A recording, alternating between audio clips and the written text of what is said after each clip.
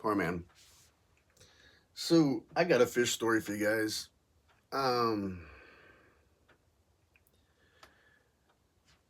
Actually, a bird story. Let's go with your white fucking dove. When I was in kindergarten, I lived down the street from a feed mill, and the feed mill, has birds up in the corners of the mill. And that was where they used to load the train cars and everything with grain and everything. And there was a white dove, beautiful, pure white.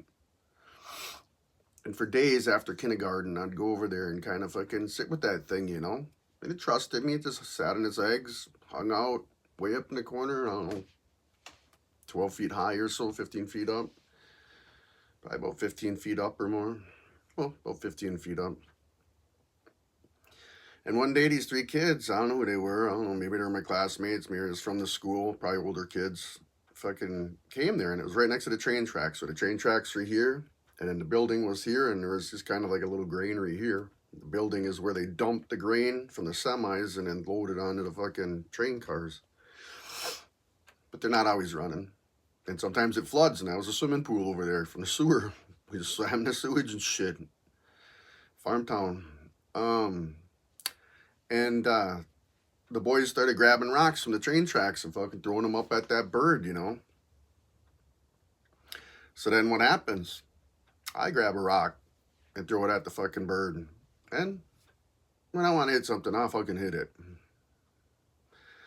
My dad said, just look and do it. If you fucking think about it, you're just going to miss. And it's exactly true, because we both have disabilities. He knows how to work with what he had. I have his plus my mom's, and who the fuck knows all else, plus a face first birth. I was destined for this.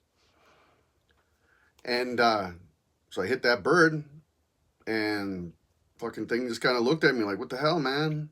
And then it wasn't a big rock. It was about that big or so, hit him in his belly.